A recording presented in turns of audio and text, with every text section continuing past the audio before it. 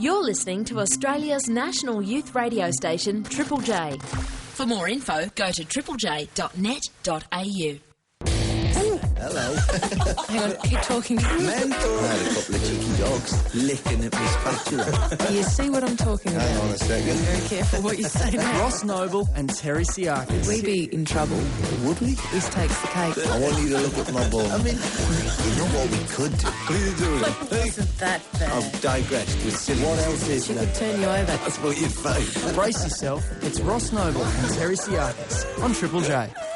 In the studio, Ross Noble and me, Terri Psiakis. Ross, how you going today? I'm good, very well, thanks. You're trying to think of something lean. I was trying to think, it's fit as a butcher's dog, isn't it? Welcome to the show, by the way. I think so.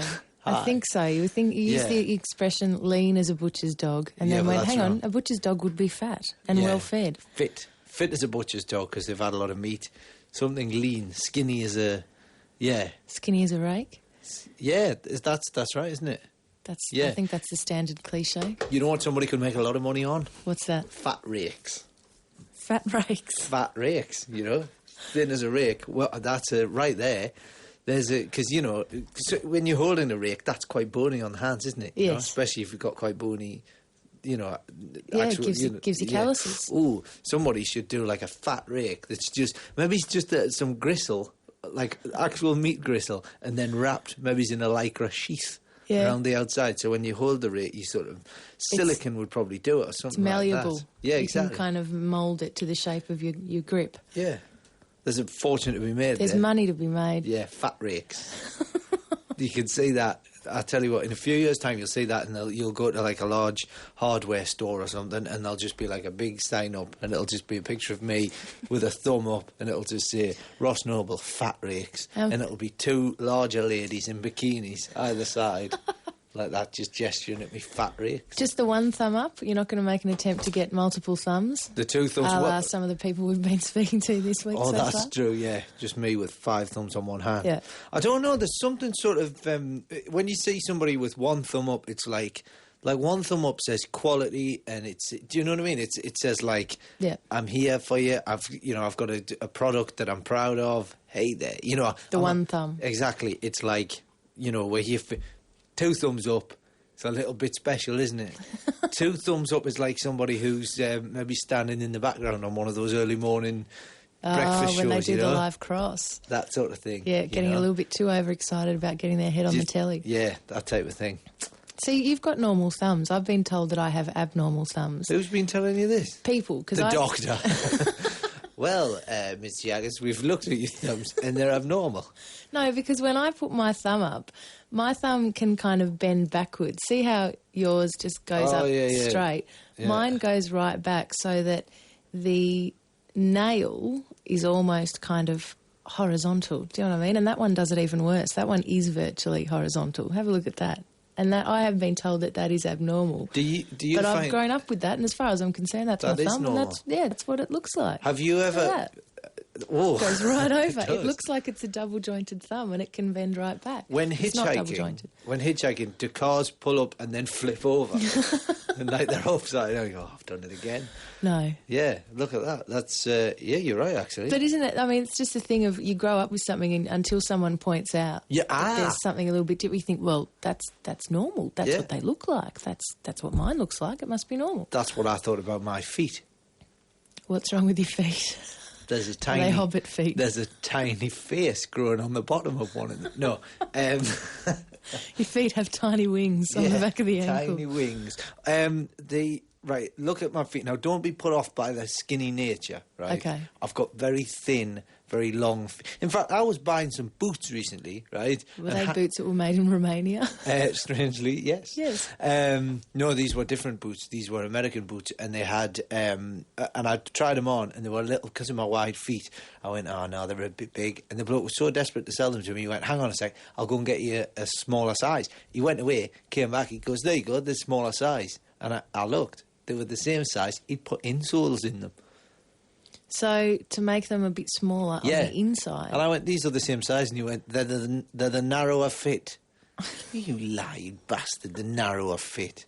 In fact, right, while we're on the subject, you know when somebody just blatantly lies to your face and you just go, stop lying to me. Yeah, I know, you know you're lying. Somebody just talks to you like you're an idiot, right? Yeah. I mean, it's fair enough if if the person looks a bit gullible and you think, you're telling somebody that George Foreman hasn't got any fingerprints. And you think you can put one over exactly. them. If you're telling somebody that Huey Lewis's granddad invented the Baby Bell wax cheese enclosure device. His maternal granddad. Let's be specific. Let's not confuse. That's one thing, right? Yeah. I've been having problems with ice cream, right? While I was on tour, I was kept around the UK, kept ordering ice cream because essentially I have the diet of a 6-year-old child. It's great. I sort of realised at around about the age of 18, that I could essentially just do what I wanted. Yeah. And eat what you like, do what you like. Pizza and ice cream. And so I was ordering my ice cream and I ringed out, and a lot of places, a lot of hotels, one place told me that I couldn't have ice cream after 11 o'clock. Well, I'm doing my show. I don't finish. I don't get back. Finish till after 11 o'clock. I mean, by the time I get back, it's midnight. One place said you can't have ice cream after 11 because we lock the fridges. Who's locking fridges in hotels, What, are guests sneaking in? Have they got mice that lift the... I was very angry.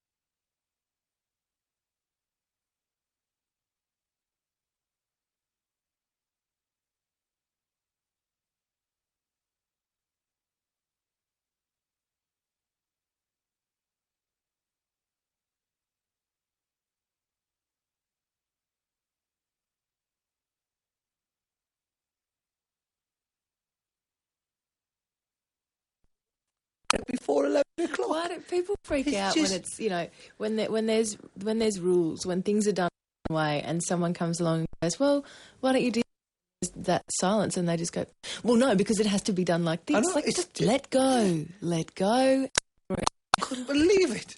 And then another place, so like I say, I ordered ice cream, chocolate ice cream. I know the difference between chocolate and the raspberry. And 2, I know the difference between an ice cream and a sorbet, right? And the bloke stood at the door, little fella, and I said, I ordered chocolate ice cream. Well, obviously, I'm not going to get him to take it away because he's going to go and gob in it and then bring it back. So I said, I ordered chocolate ice cream, right?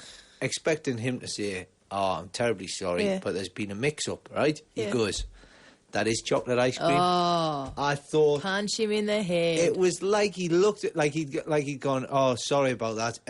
There's a magic donkey's been getting in the way. It's in the kitchen, magic donkey, and everything. Like, what? Am I an idiot? Yeah. Oh, I'm sorry. I tried to get the chocolate stuff, but it kept kicking me with its ghostly hooves.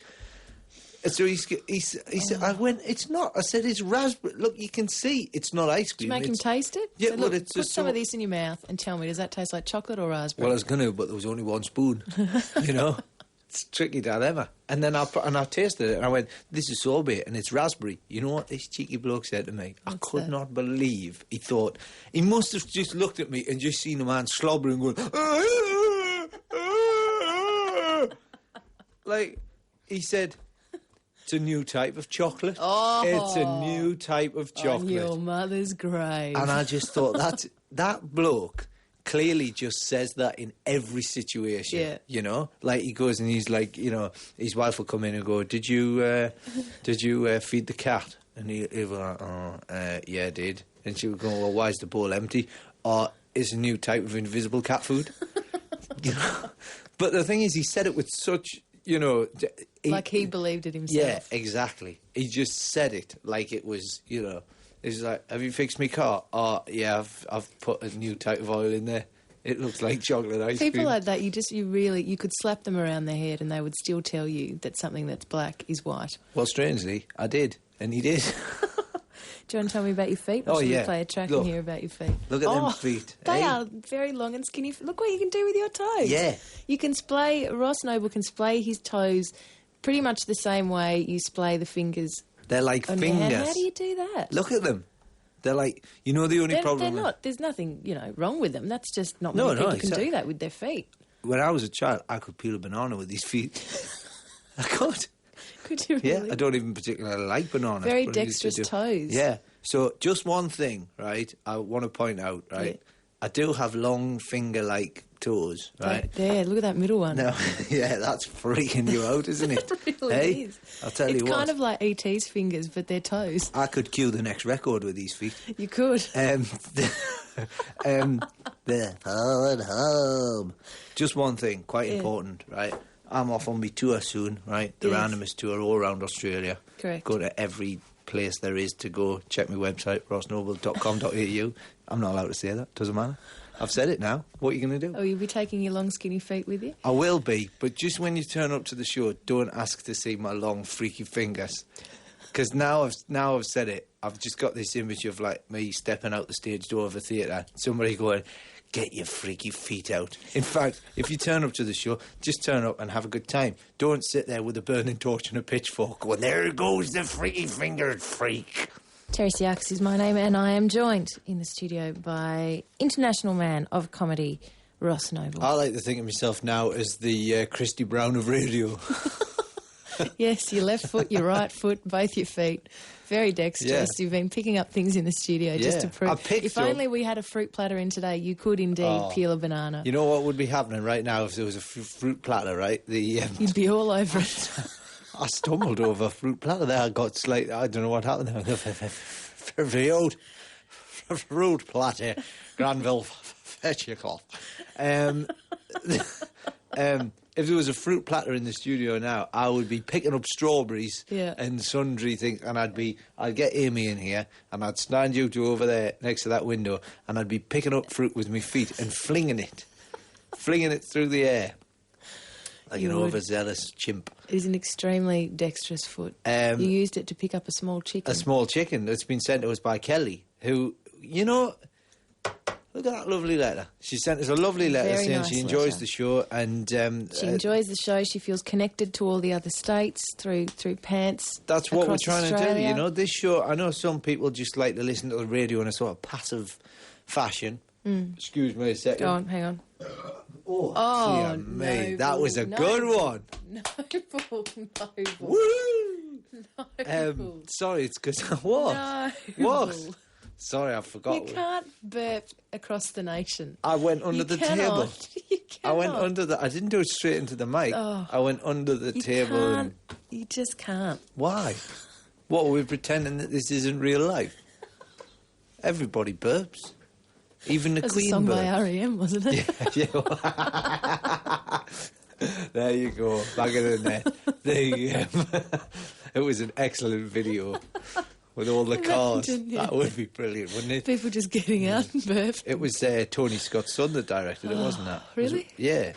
Was it Tony Scott's son? Or was it Who Tony knows? Scott? It was. It was Tony Scott's son that directed it. Somebody will correct it. See, I don't think R.E.M. would laugh at that joke. I think they are the most serious bunch of... They would just not find that funny. Have you ever met Michael Stipe? No, I can't say I've bumped into him. He's at a my local. terrifying... Like, I love Stipe. Absolutely love him. I think he's brilliant. He's Bang one- up for Stipe.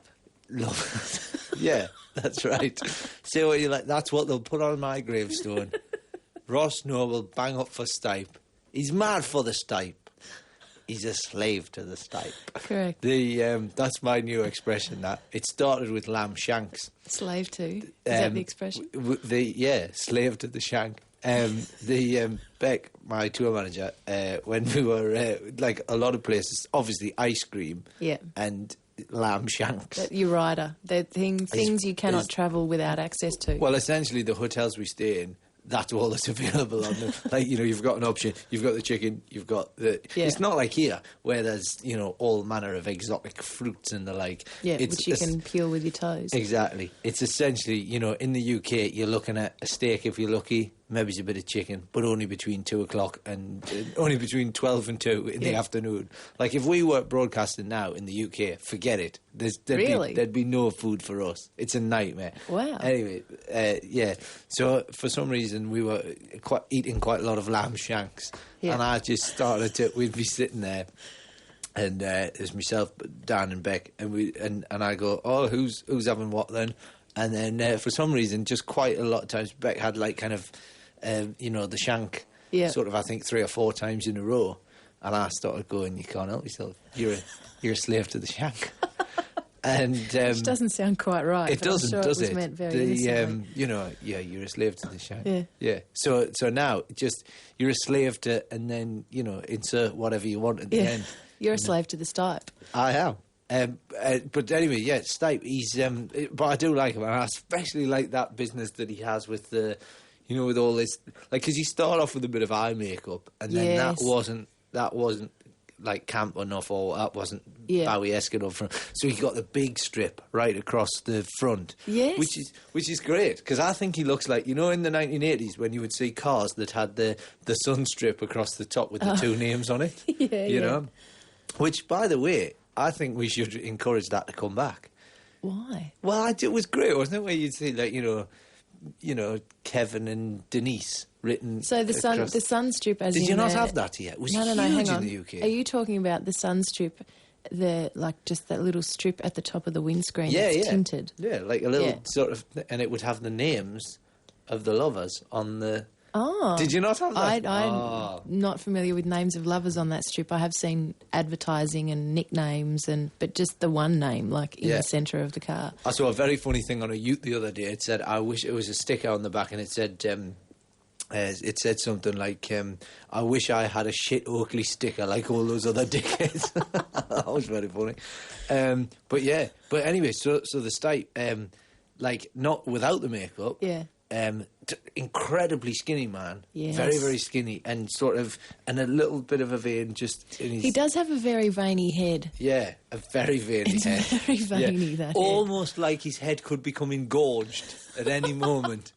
He just looks constantly stressed. You know how some people, when they're stressed, they get that vein in the middle of the forehead that becomes quite prominent as they, get stressed. He just looks constantly covered in stressy veins. Yeah. Maybe he's a very, very fat man who's been sort of gaffer taped, like before, the rest of the band just get him, and they sort of fold all his flab in, and then tight, really, really tight. Yeah. So he looks like he's incredibly skinny. Yeah. And then that's what's pushing the veins on his head. Yeah. And when he does that freaky stuff with his arms, where he sort of shakes his arms,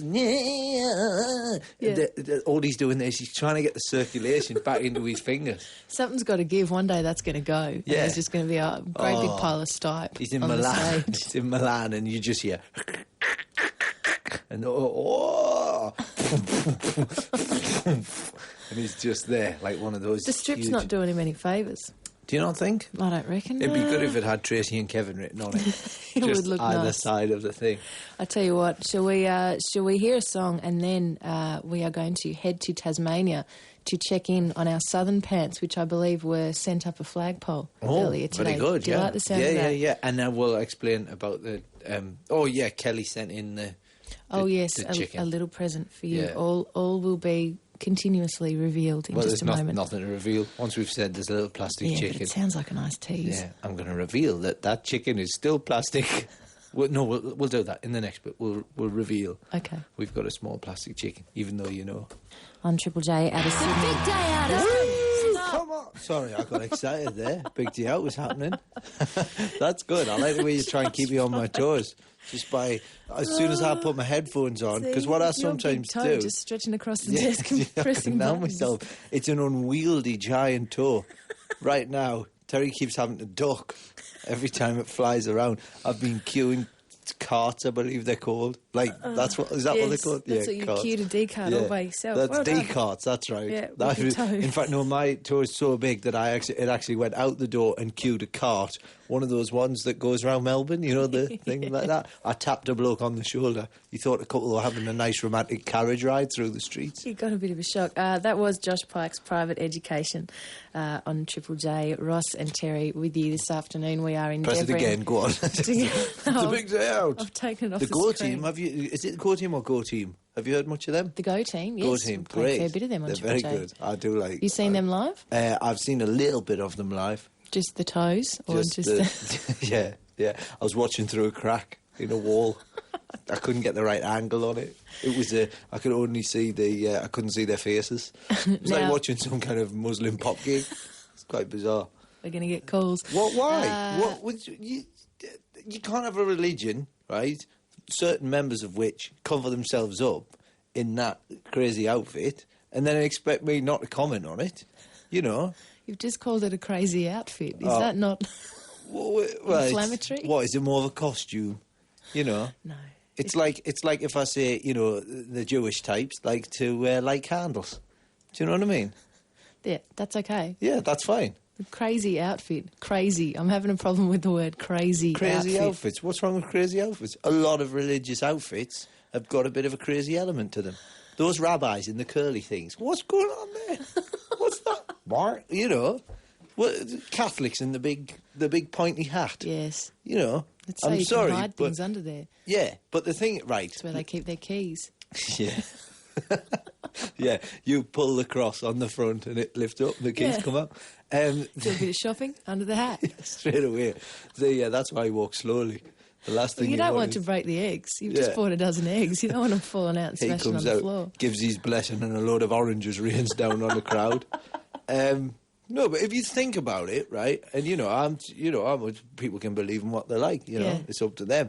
I just think that certain things, like, you know, you sort of you have to be very reverential towards the you sort of the religious leaders and stuff. Yes. But you imagine, right? Say you're at a gig, right, and you saw somebody wearing one of them big mitres, one of them big Pope hats, right? Yeah. Say it was a leather mitre, right? Right.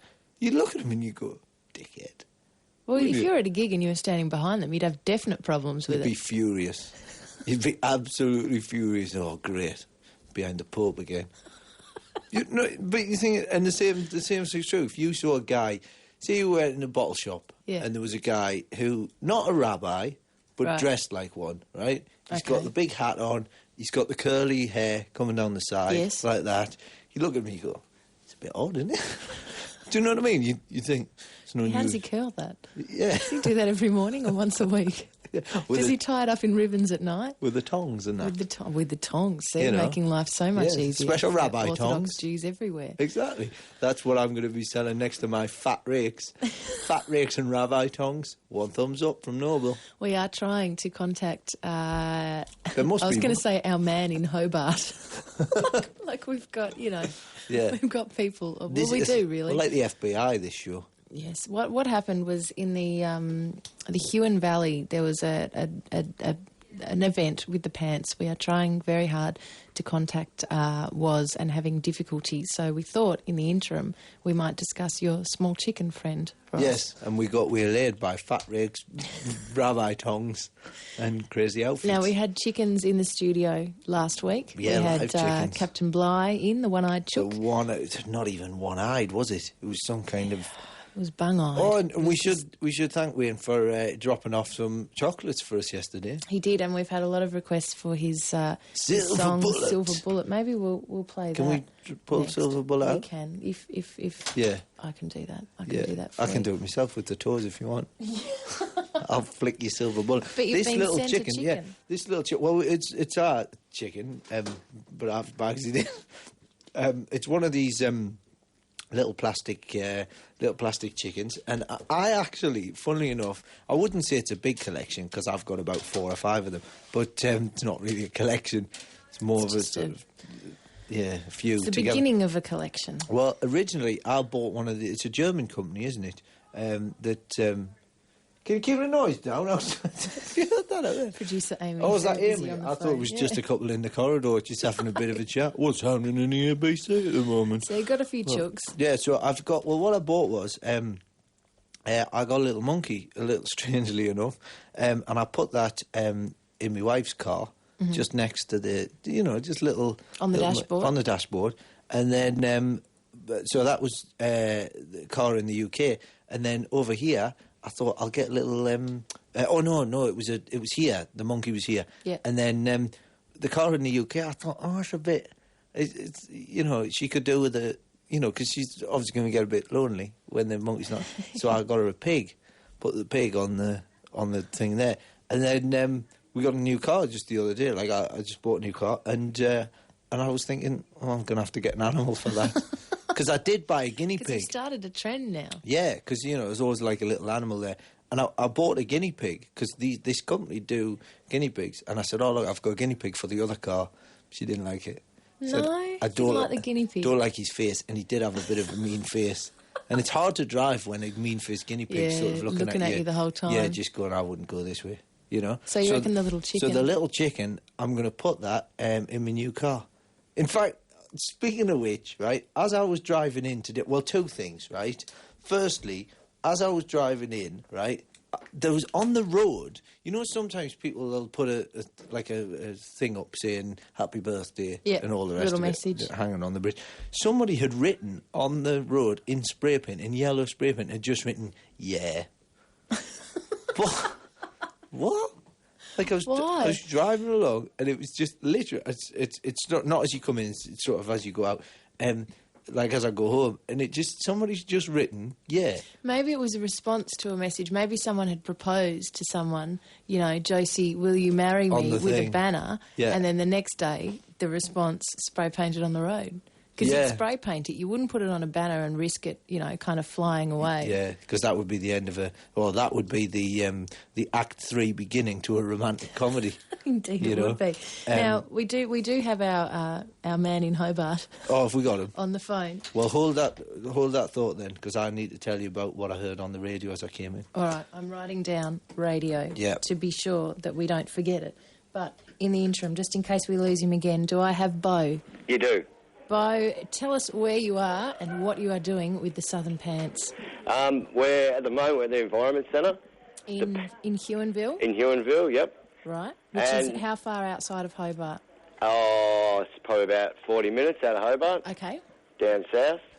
And, the pants aren't with us, but they're currently getting traversed across the treetops. And how? Sorry? How? What do you mean? Well...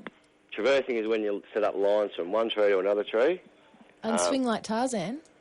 Yeah, you swing like Tarzan across, so the pants are on their way out. And who's doing this? Who's doing it? Yeah. Who's doing it? Pac's doing it. Pac's doing that. Right. Who is he, though? What? Because I've never heard of this traversing. Obviously, because of my toes, I'm able to leap between branches and grab like a monkey's feet. So what? How is he... He's not just gone, I'll traverse some trees. How is this? He's a professional climber. Oh, okay. Yeah, so it's not like he's doing it unsafe, but they climb up the tree and they set up lines between the trees so they can traverse. Yeah. Right. Yeah, so they can get things across from the sits, from one sit to another sit. Okay, and where's he taking it? Well, halfway across this traverse is the top of the flagpole. So instead of running him up the flagpole, we're going to traverse him up to the top, and then we're going to run him down. Right, and that's happening as we speak? That's happening as we speak, yep. Brilliant. And are you getting photographs of this? Yep, photographs are getting taken, so... Brilliant. Nice, and you'll send them into website at triplej.net.au. What have you got planned for the pants for the rest of the day? After you send them down? I'll put you on to Woz. He's got some good plans. Okay, because we did have pirates in custody of the pants. A bogus pirate. Yeah, that was my brother, yeah. Is he a legitimate pirate, Bo? Well, I'm not quite sure, Oh, we've all got it. Oh, dear me. We've all got a bit of the disease. That's Irish. What is that? That's a leopard. It's kind of like leprechaun pirates. Like a pirate. This is a pirate, right? Arr, me hearties, shiver me timbers and splice them main brace. Arr. This is a leprechaun. Arr, to be sure. They love me lucky charms, I'll tell you what, so they do. right? Yeah. There's the Slightly difference. camp. We're like hybrids, yeah. Yeah. Oh, they love me lucky charms. All right, so who are you passing us on to, Bo? Was. He'll Was. give you the plug on what's happening with the pants. Okay. Yeah. All right, catch you later. So, yeah, Thanks, Bo. G'day, mate. How you doing? not G'day, too Was. Are bad. you a pirate as well? Yeah, I sure be a pirate. Were How's you that? guys all Bit odd? bitten by the same radioactive pirate? Yeah, something like that, eh? The yeah. same camp leprechaun. The Camp Leprechaun. Yeah, I heard the Leprechaun on the radio yesterday, hey? Yeah, he was doing Now, pretty good. What have you got planned for the pants today, Was? Well, the pants are, at the moment, they're being strung up the main mast of our pirate ship. We've got a full-size pirate ship out blocking a road, and it's stopping Forestry Tasmania from putting a road into about 2,000 hectares of wilderness. Pretty cool. Finally, we find out what the deal is with the pirate ship. We've heard They're- mention of the pirate ship. We're going, where's They're the freaking equal pirate ship? Where's pirates. this- Yeah, eco-pirates. That's it, hey, for sure. Nice. But yeah, it's a full schmicko, full-size pirate ship called the World Ark. And it's stopping loggers getting through. Well, it's stopping Forestry Tasmania from getting in and putting a road into 2,000 hectares of beautiful old-growth wilderness. Congratulations. And so we've been stopping them, and we've stopped them for a year so far. So. And you're going to fly the pants. Yeah, well, the pants, at the moment, they're getting, old matey Peck is swinging across the Flying Fox. So we've just heard. Yep, and so he's going to put the pants right next to the Jolly Roger at the top of the 25-metre front mast.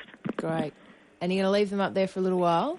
Yeah, we're going to have Take a few to snaps. get them down, I think, to Savo to make a few alterations. We've got a few ideas that we want to do with the pants. So you're going to personalise the pants with something representative of the Huon Valley? Or of pirates, Yeah, perhaps? of the Huon Valley, of the pirate ship, and the World Valley Blockade as well. I think we're going to whack a few patches on there, maybe a few bits of dead kookaburra sewed in there, a few dreadlocks, maybe a goon bag or two. Great. I have no idea what you just said there. I have no idea what that was. Do you know what a goon bag is? It's a great Australian invention, hey? Go on. A goon bag, it's a silver bladder that you fill with wine.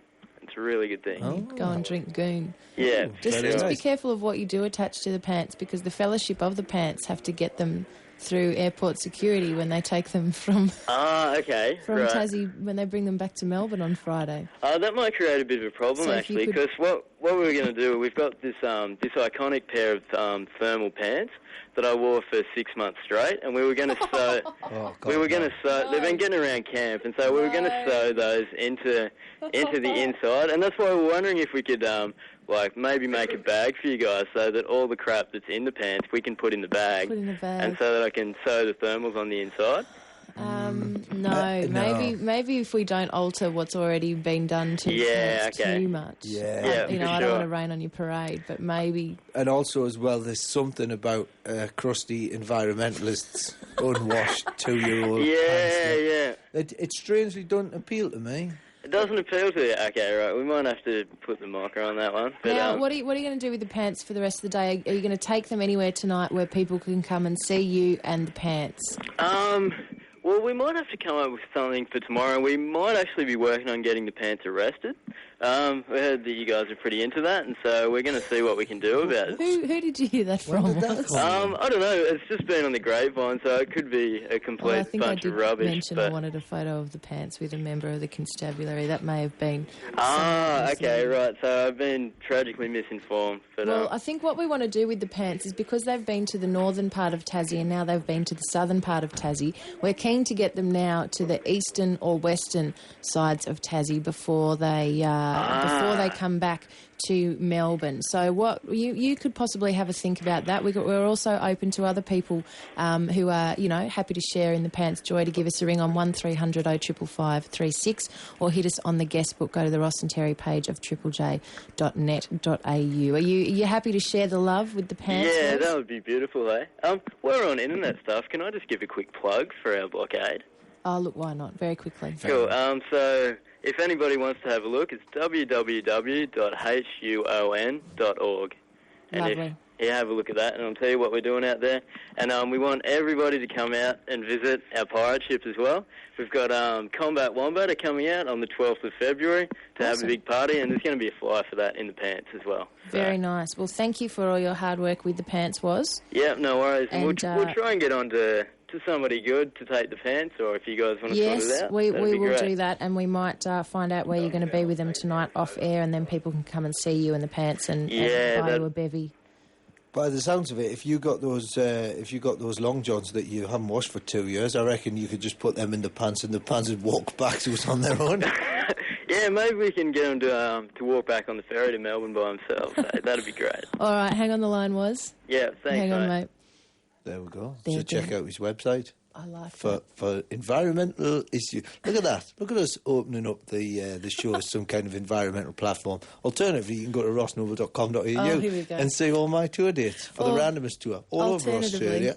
For listeners in Hobart, if you would like to toast the Southern Pants today, if you are heading towards Salamanca Place in Hobart, go to Knopwoods, which is a pub there from 5 p.m. Was, Bo, Kane and the custodians of the Southern Pants will be at Knopwoods from 5 p.m. at Salamanca Place in Hobart today. And I'm guessing they won't arrive. I'm guessing that they'll mysteriously come out of the woods like a sort of, like the Predator, when you just see the sort of, there's like a shimmer and you're not sure, and then slowly these crusty men appear. I like the fact he was pushing his luck on that. Like, just after the record played and you were talking to him on the phone, he's going, can you link up to our website? Well, you can't, you cheeky crusty. You've had your... What? Well, maybe we can. I don't know. Yeah, no, we probably can. I'm only being facetious. I'm all for. The thing is, I'm all for the environment and all the rest of it. Yeah. But come on, we got to have roads, haven't we? You got to get somewhere. There go the phones. Yeah, I'm mucking. Look, right, I'm mucking around. I'm a man of mischievous and facetious means. And you do enjoy saying the word facetious, I get the impression. Have I said that several times now? A couple of times. That's quite all right. Sounds like you quite enjoy it, like you relish the pronunciation and the articulation of I'm going to write that down. Look, it's good, isn't it? Can I just make a quick thing as well? A minute and a half to the news. Okay, before I shamelessly plugged my tour, Randomest, right? It's all around it. Stop doing that. You've got a show on. No. Well, your show's in Adelaide, isn't it, coming up? It may be. What's it called? I don't know if I'm allowed. Well, if you log on to the Adelaide Fringe website, I guess you can... It's called Available. There you go. Yeah. It's called Available, and I'm sure tickets are available for it now. But all I'm saying is... I know you're not allowed to, but if I just say it once... There's a minute to the news. I just want to make a quick correction, right? Okay. If you go into rossnoble.com.au, don't go to rossnoble.com, because it's an industrial metal engravers in Michigan, USA, right? Just so you know... Right, and the fact of the matter is, I know people are going to complain and say, "Why aren't you coming here?" I am. Not all the dates are on there yet, right? Okay. So keep checking in with it, and there you go. Right. That said, now you've left us 30 seconds till we get to the news. That's quite all right. You were going to tell me what you heard on the radio this morning. We're going to have to push that back to. Well, that's next fine because we've got the band quiz as well. Which it's not a band quiz today. You know what it is today? What is it's it not today? band, not a band. It's horse, not a horse. Oh, God. As a tribute to our crusty friends, the saving band the world. quiz has been shotgunned by someone who I'm sure has no idea what they're in for. I wish I'd thought about it. We could have done whale, not a wheel.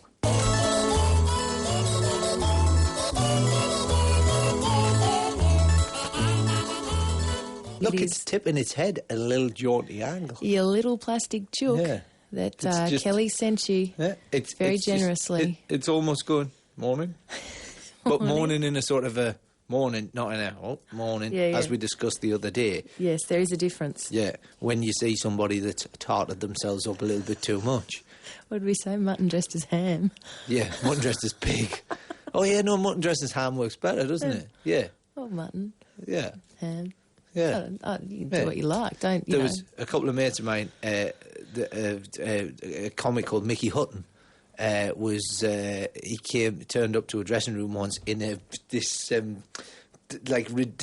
ridiculous, but a very sort of elaborate lambskin coat, and he walked in and. It was him and Tim Clark, a guy called Tim Clark, and Bill Bailey, and they were sitting in the dressing room at the Comedy Store in London, and Mickey came in, and he said, "Look at this, lambskin coat," and Tim Clark looks up and goes, "Very nice," and Bill Bailey just goes, "Look, Hutton dressed as lamb." You have to laugh. Yeah. You have to laugh. What were we talking about before? It is 8 minutes past 1, Ross and Terri on your radio, and... Or don't apologise. on your computer. It's okay. On Yes, your radio or on the computer. We're living Indeed. in the future. You may be listening online, and hello to you if you are. You might be channeling us through your fillings. That could happen. There's documented proof of that. Really? Yeah. People picking up radio. Actually, I think I might have made that up. You may have. No, but there's that thing, isn't there? I bet you Dr. Carl's not something about that. He probably has. About fillings, radio waves on the fillings. Something like, was it Lucille Ball was supposed to have picked up radio waves? So you can on transmit what you can. What do you mean? Pick up. Picking up the radio on the fillings in your head acts as a. So when you open your mouth, radio comes out. Yeah. That's fantastic. Yeah. If you can do that, give us a call, 1300 055536. Have I ever told you? In fact, I haven't seen Dr. Carl in ages and ages, and I'd quite like to ask him about this. Have I ever told you about that thing with the clicker? Have I showed you this thing? No. Did I not show you that in the car park, right? Try this, right? And can you ring... And seriously, I want people to ring in and tell us if they've done this right. This is what you need to do, right? You need a car with a central locking thing on it, Okay. right? You know, the bleep, bleep. That's a little, yeah. Gotcha. Yeah, surely it's one click. I went...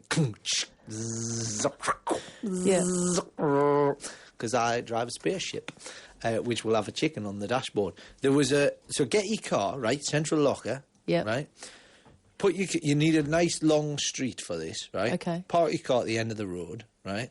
And then walk down the road and then click, Yep. clunk, bleep. And if the thing... So that you're still in range, right? Yeah. And then just walk back a bit further, do it again, right? And then as soon as you're just out of range, Yep. right? So you can no longer click the car, Yeah, right? it's not responding to the clicker. Take the clicker thing, right? And put it against your head, like rest it against your forehead. Just your temple there, yeah? Yeah, but make sure it's connected with your head, right? And then click it again, and the car will open. No.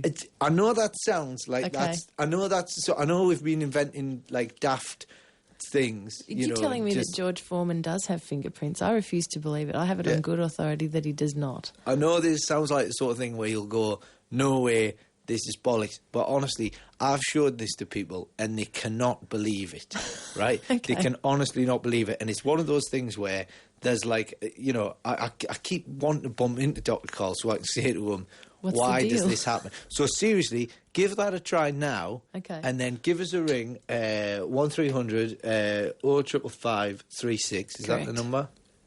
You've Is it? done well. Yeah, I'm reading it off the wall, but I'm not sure whether or not. Let us know. I thought I'd give away the ABC bushfire hotline. That's the last thing. Well, let us know if that does work, but in the meantime... It does work, but I want people to prove All right. to us that it So maybe do it live on air. that might be tricky. Really? What's that? They're on the phone. what's that I've got whispering? someone on the phone. Oh, have That's you? what that whispering is. Oh God, I thought It's all right. I thought I'd summoned up the spirits. It's all right. Now, I our must tell northern... you about what I heard in the car as well. Okay, Don't let I'm me writing forget down. that. I've got written radio down, so we will. Yeah. I won't forget. I promise. Get your clickers out. Get your clickers out. No, excuse me. No. Our northern No, pants. Gary, the custodian of our northern pants, he was taking them from Adelaide first to Alice Springs yesterday, and today on his way to Darwin. Where are you at the moment, Gary? I'm in Catherine at the moment. How you going, guys? Not too bad. Now Not too bad. you've been travelling on the GAN. Yes, yep. You're in We're Catherine. doing quite nicely. You've stopped How in is Catherine. it? No. Yeah, we stopped in Catherine just for a little while. Okay. But the reception's not fantastic out here because we're obviously in the middle of the tropics. Yes. Do you mean from the people that you've met, or do you mean from the radio? Just for the radio. And you're on your way. What's your estimated time of arrival in Darwin this evening, Gary? Approximately 1,500 hours. No, sorry, but You mean 1700? yeah, 1,700 hours. Okay, so 5 5 o'clock, Gary. 5 o'clock, yeah. Yeah, but good. I like the way you've convinced yourself you're like a commando. And you're going to That's take the pants to, is it outside the Lardy Dar Woolworths on Kavanagh Street? That's the one, yep, right across the road from the Mirrambina. And what time will that be Resort. happening? Can we confirm? Approximately 6:30. approximately 6:30. Okay. Yeah. Because what we're going to do is we've found someone who can take the pants from you at that time. Her name is Gemma, and she will have a password which we will pass on to you and make sure that that's all, above board. Thank you. And then we're going to we'll have a chat to Gemma a little later on. She's going to take the pants out for a night on the town in Darwin tonight. Oh, great. Brilliant. So the journey on the GAN, we spoke to you a bit about it yesterday. It's continued swimmingly, no problems? Yes, no problem at all. No, it's about 40 degrees here in Katherine at the moment, so I'm a little bit hot and sweaty, but it's great. All right. It's fantastic. And did you end up getting any more visitors to you in Alice Springs yesterday? Yeah, I was actually getting dressed to go back on board the train. Were you nude when you disembarked, Gary? Yeah, well, I was nude when people said, get out on the terminal now, we've got people out here to see you. Right. Fantastic. So I had to quickly get dressed and go out there. It was pretty amazing. Nice. That's great. And good. did you feel a bit like Her Majesty the Queen, getting off the train and having a bit of a win? Yeah, and everybody spotted me at first, so they all ran to me as well. It was just beautiful.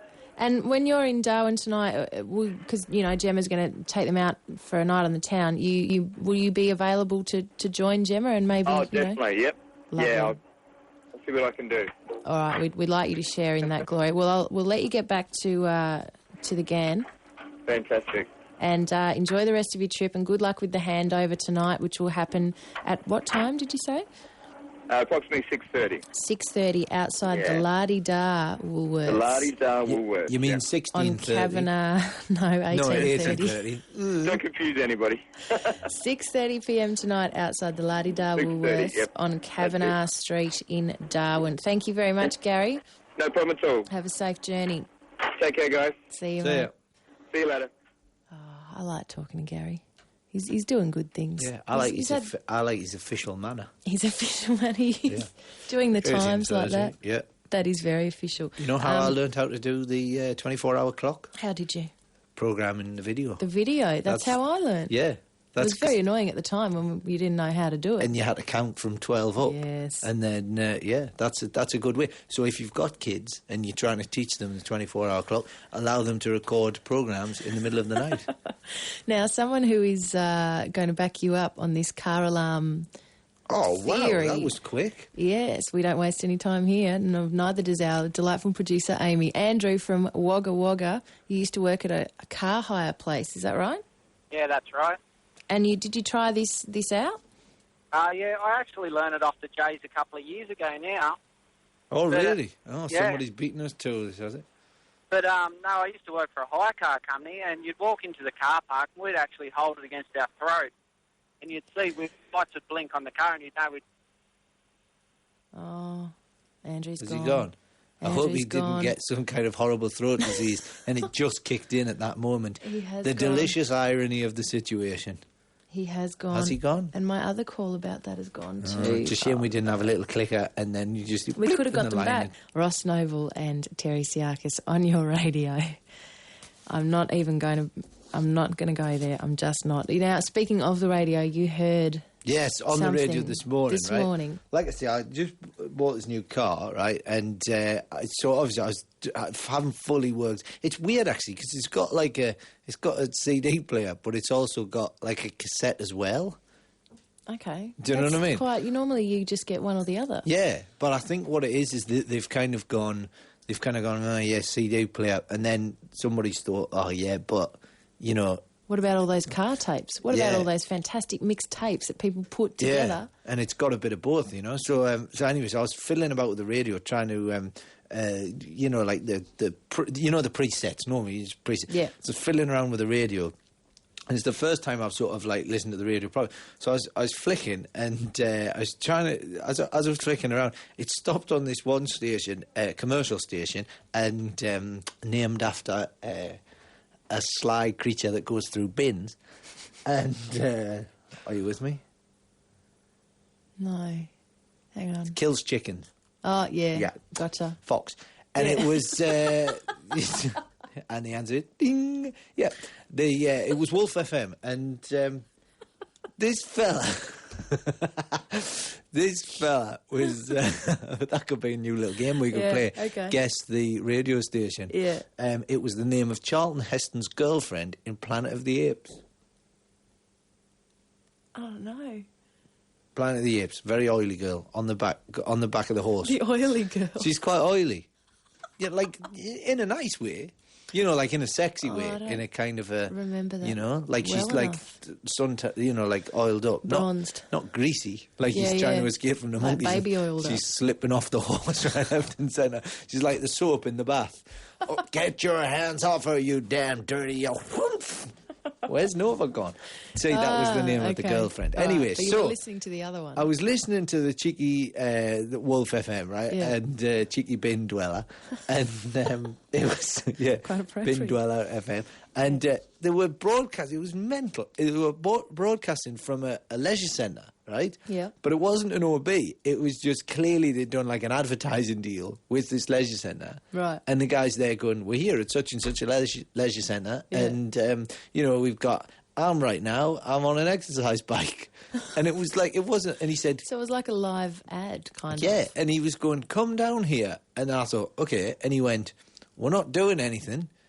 Like, he's like, we're not doing much. We're doing nothing, but we're just broadcasting from the leisure centre. Oh, there's classes on and all the rest.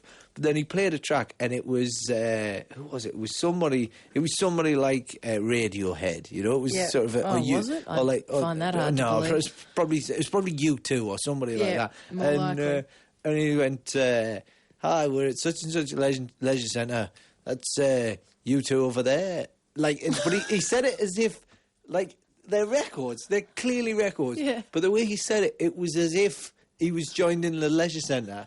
And then he went, wait, coming up in a second, we've got waiting Red Hot Chili Peppers or something like that. And I thought, this fella, the way he was selling it was as if he was in the leisure centre with a lot of bands. Like The Edge was on the treadmill next to him. Yeah, running along with his guitar, you know. Bono just limbering up. But it was the weirdest thing. Blatant lies. Yeah, but it was such an odd thing, like broadcasting from a leisure centre, but not actually... doing a broadcast. But not actually doing a broadcast. It's just like, oh, we're just at a leisure centre, you know. It was almost like it was just the passing thing. It was almost like the studio was being fumigated, and they went, what can we do? Now, if they'd done this intentionally, and went, wouldn't that be funny to broadcast from a leisure centre? Yeah. But it wasn't. It was like they'd gone, oh, we can't get into the studio today. It's having rewiring done. Oh, I know. There's a leisure centre down the road. Let's go there. And this bloke, so he's going like, oh, we'll play a record for you in a second. We've got Red Hot Chili Peppers. They're just waiting. Yeah. And he go, there's a nice canteen here. Here's the Red Hot Chili Peppers. It was the most bizarre bit of radio. Maybe he was on his way to the studio and the leisure centre just caught his eye and he thought, I'll pop in there and have a look. Kind of wasted a little bit of time, got sidetracked, thought, oh, I'm meant to be on air in 5 minutes. Bugger it, let's do it for I'll you. ring him up. Yeah. It was odd, but... Speaking of odd... And then somebody had written, yeah, on the road, you know? I don't know if that was an actual journey here or whether it was just some freaky alternate universe. But once that chicken goes on the dashboard, I'll be able to look at that. And so all the pieces of the puzzle fall into place. Hello, if you've just tuned in. You were talking about the car remote controls, and when you were talking to someone, the phone dropped out. Let's put this one to bed. Matt from Melbourne. You believe that this works, the car remote control thing, when you do it through your head? Yeah, how you going, guys? I reckon it works a treat. Okay. Thanks for your... Thanks for your Is call. it something that Here's you've the Red tried Hot yourself, Chili Matt? Peppers. Well, yeah, the thing was, I used to, where I parked my car out in the carport, I often wasn't close enough from inside the house for it to work, right? Yeah. So you put it up to you. Well, I used to put it up to my throat, right? Not up to the side of my That's head. what the or- other guy did, the Yeah, throat. yeah. Why the Yeah, throat? correct. You look like a bit of a tool if you put it up to your head, I reckon. But you know, But the throat is normal. Yeah, That difference of 20 centimetres is really... Just press your keys into your throat. Yeah, that's going to look a whole lot better. So. And it does... Where had you heard that this was possible? Actually, Dr. Carl mentioned it. There you go. But I had a see. couple more questions for, and that was the problem, because I find it works better. You actually get more distance at night or when it's cold than when it's hot too. Oh. Has that got something to do maybe with the temperature of your throat? Or something, I don't know. But, Maybe. Yeah, small questions for Dr. Carl, unfortunately. Well, It's a shame we haven't got it access to created him. more And he's questions than he's answers, not, I think, for me. But yeah. It's a shame he's not on our show, isn't but it? it does work, and it works like I reckon sometimes probably 2 to 3 times the distance sometimes. We Yeah. go from 30, 40 metres up to almost 100 metres sometimes. Well, maybe that's something that should be on your, instruction manual. Something to, reap the best, to get the best possible result, and from your car remote control, it should be stated that if you want to increase the distance, hold it up to your throat. Yeah, put it against your throat. Thanks for your call, Matt. No worries. And the last call we will take on the car remote control the issue. last one, because we don't want any more. I do have something about Lucille Ball for you in just a moment, so good. do sit tight. And do give us a ring if you've got anything else in the similar... That can't be true, but it works. But it does work. Yeah. Okay, Brad from Woy Woy. Hi, how you going? Not too bad. Now, you do the same thing with the remote control? Yeah, I must have been listening at the same time the last fellow was. I heard on Dr. Carl as well. Right. And being a sales rep, I was out on the road, so I decided that I'd have to test it straight away, which was draw a few looks at McDonald's, but it definitely worked. All right, so it's absolutely verified, I reckon. Matt from Melbourne, Brad from Woy Woy, this totally works. Give it a try. Amazing right, thanks for the call, mate. Bye. See ya. And now, you were talking, Ross, about... You thought it was Lucille Ball who could transmit the radio through the fillings in her teeth. Is that right? I'm sure. No, somewhere I heard that Lucille Ball had received some kind of fill-in thing. Jim from the Central Coast of New South Wales, give us a Lucille Ball update. Oh, okay. It's from the South Coast, actually. Oh, sorry. Kiama. That's cool. I just turned on and heard that you're talking about it. Yes. I read many years ago that Lucille Ball got a radio reception through her fillings. Yeah. Then went to the dentist and was trying to figure it out. And this was in the middle of the Second World War, and she actually received German broadcasts, and she was instrumental in bringing down a German spy ring in LA. That's right. That's the story, eh? Right. That was what I heard, and it's a myth, yeah? Yeah, no, it's true. It's true. Oh, it is true? Yeah, it's true, yeah. So I'm sure it's not. I'm sure that is. You read I read it somewhere when I was a kid. Yeah, this is sounding a little bit like George Foreman's got no fingerprints to me. I've actually got a feeling that might have even been on Mythbusters. I think that's one. I think that was yeah. All right, we'll see. But we'll thanks see for if we clarifying that I'm not mad. No, I read it, and it was in, I don't know, a Reader's Digest or something, I guess. I was just a kid when I read it. All right. But there you go, I've heard it before. All right, well, thanks for your call. Thanks for the call, mate. Cheers. You see, this is my problem. Like, I tend to read a lot of, those books that sort of like, I just read one the other day that Does Anything Eat Wasps, Yeah. Those books that have got, like, just useless information. And I tend to watch a huge amount of television that has those sorts of information. And sometimes... But obviously, because I do gigs all the time where I just make up nonsense, sometimes if I've read one of those books and then what will happen is I'll go on stage and I'll be talking about one of these things, which then morphs into some kind of nonsense in my head. But then I start believing the stuff that So I've got to be very careful. Yeah, where you get everything from. But that's why it's good. The perfect thing for me is to read a book like that, do a gig, and then come home and watch Mythbusters. And in fact, what we decided to do as well... Have we got somebody on the line here? Yes. Okay. I was just quickly, because we need to mention this egg thing.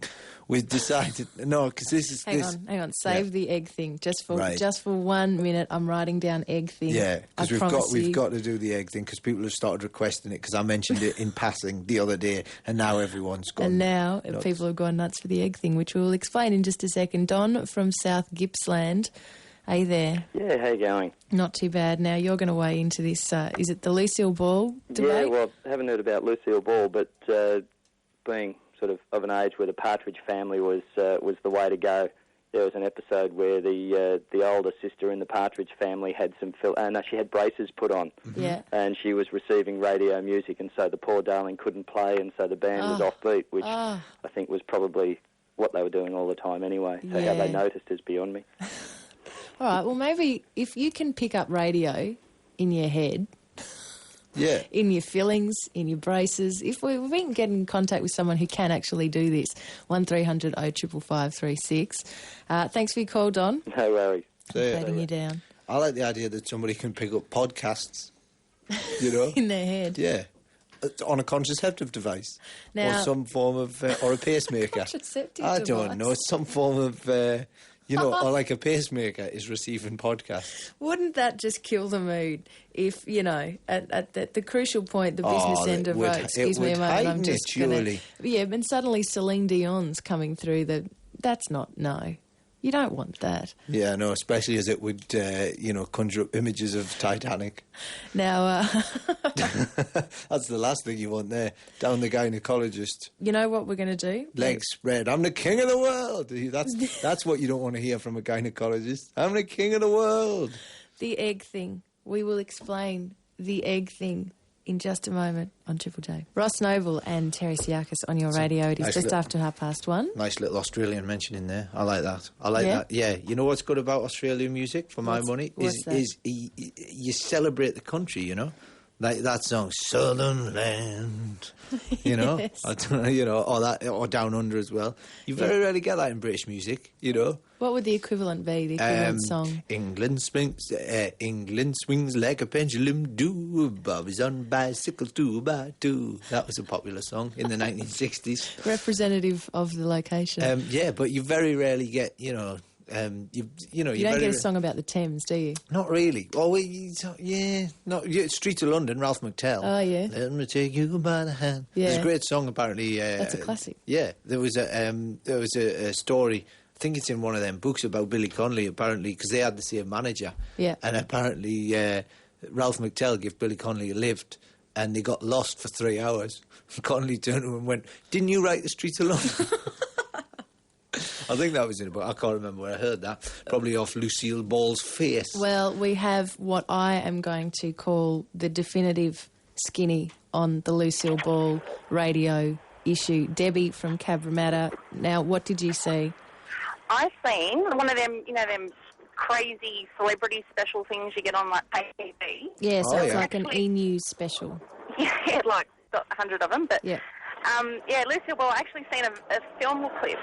Her being on like a talk show, actually explaining the phenomenon of getting the radio through her teeth. Oh, right. I think you're right. Straight from the horse's mouth, so to speak. I think that was the Jack Parr show that was on. It was. I think from memory, I think it was in black and white. Like it was that old. Yeah. That would. And she used to actually get chauffeured past a radio station every day. And because this radio station was out in the middle of nowhere, it was broadcasting on like a higher frequency, and that's why she was getting the radio through her teeth. Right. Well, I reckon that explains it. Is that good enough for you, Ross? That's good enough for me. Good enough for me. Thank you very much for your call, Debbie. That's okay. Cheers, mate. Bye. If only we had our... Put that to bed. Yeah. If only we had our dental hygienist from the other day. If we kept his number, we could have got him to just surreptitiously just bring a few of his patients around here. Yes. Just wait here for a second, see what happens. Yes, indeed. Now, the egg thing. Yes, right. The egg thing. Well, formerly known as egg ass, I would prefer to refer to it as the egg thing. The egg thing, yeah. Just for the younger Continuing our chicken theme. From the chicken to the egg. Yeah. Nice. Now, the reason that we see, because we're talking about, we created the lie, the George Foreman business, which is that not true? Well, it might be. Might not be. Okay. But well done for spreading that. And also the Huey Lewis, his dad invented the wax maternal grandfather. Yes. Invented the wax coating and opening device on the Baby Bell cheese. Yes. So spread that around if you can, especially if you work in a supermarket and when somebody buys a Baby Bell, mention it. Maybe you're having a bit of a party and there's Baby Bells. You go, here's an interesting Baby Bell fact. Yeah. We're not going to put this one on the website though, because we put the George Foreman thing on the website. Yes. And of course you type it in and people go to check it out on the web. Whoomph. Straight to us. Straight to our site. Spread this lie. Yeah. So with the Huey Lewis's granddad, maternal granddad, make sure you don't... Let's leave this off the web on the whole Baby Bell cheese business. We don't want it to be able to get back to us in any way. Because otherwise that's going to destroy the whole thing. But now I would like this. We're going to make something up now which I would like to eventually... prove or disprove. Well, I'd like this to be on Mythbusters. Okay. Right?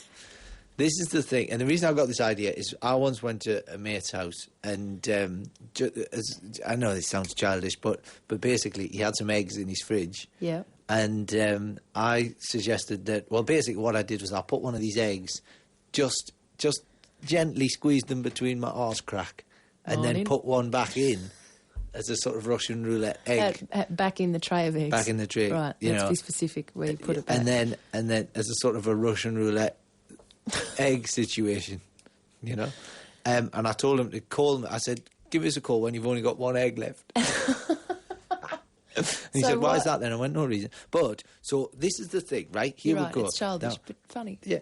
I'm going to say this. I was once at the Edinburgh Festival, and I was a bit bored. I was in the house, in the flat where I was staying with two other fellas, and I bought an air gun. And here's a little bit of fun you can have with an egg, right? Draw a face on it. Just, you know when you blow the egg? You just put a little hole. Right. You put a little hole and then out comes the inside. Yes, the filling. Get a bit of ketchup, just squeeze that inside, and then shoot at it with an air gun, and it explodes like a man's head. Anyway, what the trouble is, there was one night, I came home, and the other two fellas I was sharing a flat with had got a bit drunk with this air gun, and had fired it, missed, right, and it had put pellets into the window frame, lovely window frame. So what I had to do was, as we were leaving, was get some plasticine, right, put it into the holes, and then a bit of Tipex, and just Tipexed over all around. You to make it the same colour as the window frame. So now I'm going to say this like this is true, right? Okay. And this is what you have to tell people, right? So imagine this as a sort of Dr. Carl style thing, right? If you take just a regular egg, right, like a regular chicken's egg from the shops, right? Yeah. You know, if you place that, right, like in the not like fully in the arse, but just between the cheeks, right, so that the and I do apologise for our skinnier listeners who can't fully engulf who have egg. No arse. Yeah. Apologies to people who just have one big buttock and no way of releasing it. So just place the egg between the buttocks, right? Just like I said, and allow the buttocks to engulf the egg, right? If you squeeze the buttocks together very hard, right? Feels a bit funny. It's physically, right, due to the way that the fat is displaced and engulfs the egg. It doesn't matter how hard you squeeze, you will not be able to break that egg. Oh, God. Do you see what I'm saying? Mums around the country are getting ready to clean up egg off the floor. Because what happens is that the pressure around the egg, because of the elliptical and spherical nature of you just taken the phone off the hook? No. I'd like to go, oh no. No, we're getting ready to take a call. If you squeeze like that, the egg, doesn't matter how hard you squeeze, it will not break. This is a raw egg that you reckon will not break if you put it in between your bum cheeks and squeeze. But it has to fully engulf the egg. But don't put the egg actually in the cavity Apparently itself. This was I heard that was the exact exercise that Kylie Minogue did to get her bum ready for the spinning around film clip where she wore the hot pants. Yeah, right. It's very good for the glutes. And the other thing is as well, you notice they were shiny hot pants. They were actually made of tinfoil. They were, and when she was in the heat of the heat of the studio lights. When she finished the shoot, she took them off. She had a lovely omelette. Now I'm just bracing myself for the onslaught of phone calls. Oh, for the phone calls! I thought time to get eggs. When you said I'm just bracing myself, I thought we're not doing it now in the studio. Look, do you want to hear from someone who can explain to you exactly how the radio through the fillings thing works? Go on then. Do you want to do that? Okay. Do I have on the line Greg from? Is it Kyogle? Yep, that's right. Whereabouts is Kyogle, Greg? Northern New South Wales. Is pretty much out in the central west. Yeah. Okay. It's clearly a made-up place. Kyogle. Now you're a broadcast technician. How exactly does the radio through the teeth fillings thing work? Okay, with the radio teeth one. Yes. All radio waves have like a wavelength. Yeah. And that's like the distance between the peaks of the wave. Okay. Now, by freak chance, the position of the fillings in the mouth was probably at exactly the right fraction of that length. And the little metal fillings actually, because they're metal, they act like a receiving antenna. Yep. And so it'll actually resonate and vibrate at the frequency of the program content. Which is how it transmits, is that right? That's right, it's in the air, and all she's doing is more or less tuning it in, and she just happened to have her fillings at exactly the right distance. I mean, if they had one filling in the lower jaw and one in the upper, she could have probably tuned it in by moving the jaw up and down. Wow. Gotcha. That's good. Okay, so now we know exactly how that's Thanks possible. for that. So would it be possible for, say, a dentist, if he wanted to rig up someone's mouth, to find out a particular frequency, arrange the metal bits, although they don't do metal fillings anymore, do they? But if you want that done, give us a call. So it's something that if you knew the spaces that you had to do it in, a dentist could actually rig it up so that someone's mouth could transmit radio? Well, it's not actually transmitting. What it's doing is a receiver, and she's probably, you know how they said she drove past the radio station? Yeah. Well, it would have been quite a strong field. Okay. And what it's doing is receiving it and then vibrating, and she probably heard it through her ear canal or jaw or something like that, because as they vibrate, and then she would be able to be the first one to hear it. And I guess if you're lucky and you put your ear up to her mouth, you might hear the fillings resonate. Or she opened her mouth at the right distance for it to come pouring out. Tuned it in. Greg from Kyogle, thank you very, very much for enlightening us. No, did you want to know about the key one too? Yes. Yes, okay. Just quickly, a little antenna will go a little way, and a big antenna will get you to go further. When you put the sender unit against your throat or your head, what it's actually doing is using your body as an antenna, and so you increase the antenna size, you increase the distance. Right. Wow. Because your body becomes the antenna. That's right, it what you're saying? re-radiates the signal further, because it's a bigger, like if you actually attached a piece of wire to the end of the sender as well, that was a similar thing. And would it make any difference where some people were saying they put it against their throat, against the head? Does it matter where you put it? You could put it up against your bum from the sound of it, and it would still probably could, but it's all to do with contact. Like some of the keys actually use the shaft as the antenna, and so if you're putting it up against your neck, you're getting a better contact through your skin and your moisture. Okay. And one of the callers said they noticed they got a better run out of it at night or when it was cold. There's a one for that as well. The little thing that controls the frequency inside it is often affected by temperature. So probably what's happening with his is the fluctuation in temperature. His little one is going slightly off frequency to the one that's in the car. Yep. And so at different temperature times of the day, it'll be more spot on and be able to go further. There we go. Matt from Melbourne has had his question answered. That's brilliant. And right now, Dr. Carl is very, very worried. Oh, no. Greg from Kyogle, we're only on air until Friday. If we have any further technical questions, are we allowed to... would you possibly give your number to Amy off air and we could, perhaps give you a call? Yeah, that's not a problem. That would be great. Right. Do you have it, just before you go, do you have any other freaky things like that which we could maybe give a try to? Like from you lads down the work there do? One thing we have done, which is quite interesting, these big radio masts you see out in the country. Yes. Yeah. Well, they're tied to the ground by guys. Yeah. And sometimes you can get like a large metal spike and short the guy out to the earth. And in the arc, you can draw this arc and have a piece of wood behind it.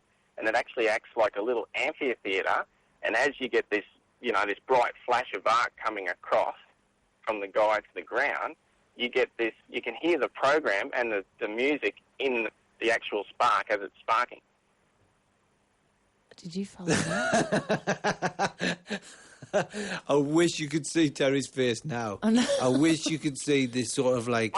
I'm sure Ross understood that. I reckon Ross understood that. Every single... So... that... Is he gone? He's still there? I thought the irony of that was you were breaking up there. I thought, imagine you've just described this amazing hearing a sound coming out of a spark, and then. So is that essentially sound from a spark as opposed to from something that's meant to transmit a sound? Yeah. Well, what was actually happening is it's like a primitive transmitter. When you short it out with AM, the old AM radio. Yes. You get it, and it's actually all the program and the sound of the signal becomes louder and softer as you're shorting it out. So as the spark gets bigger and smaller, it's actually, you can audibly hear the signal, and you use a piece of wood or something and it acts like some sort of resonating or like radiating soundboard, and so you can actually hear it. you couldn't do it with an FM signal. All right, so it's more of an old-fashioned kind of way of transmitting. It's all the old AM radio stations that you can do that with, and with the big mast. And you'd probably get like sort of CB enthusiasts coming through. Yes, you could do that too, but you don't want to actually touch it. Please warn listeners not to try to do this. Oh, God, no. So we've just explained how to do something that's highly dangerous. We have to point out... if you do it wrong. We do have to point out that anything that you hear on this show is done strictly at your own risk. You can't. Most of the guys these days are earthed out anyway for protection, so they couldn't do it anyway. All right. Greg, hang on the line, and Amy will grab your number if that's okay. Okay. Hang on the line, mate. All right. I can't...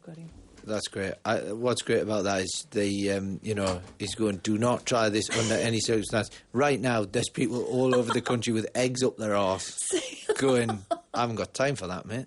Well, let's tell your friends about the egg up the arse. But don't do it not yourself. Not up the arse. Can we not? No, can we just be very specific? Between the cheeks. Between not up the cheeks of your bottom. Not. Yeah. Oh my God. Let's tell your friends. Music. Don't do it yourself. It is a lie, right? That's it. Well, so you've given that warning a full 10 minutes after we've told them what to do. They've had plenty of time to give it a crack. Get it? Yeah. Let's hit some music, and then no doubt someone will be on the phone in extreme pain in just a moment on Triple J. Is that off? Yes, it is. Sorry, right. miss. Sorry about that, miss. I'm very sorry. I quite like that, you know? The duck, duck, duck noise. You know, the thing about the duck, duck, duck noise is that you hear it. If you hear it through the radio, everyone just immediately thinks, oh, I'm going to get a call. Yeah. And then they just get very disappointed when their phone doesn't ring. That's what I like about it. Yeah.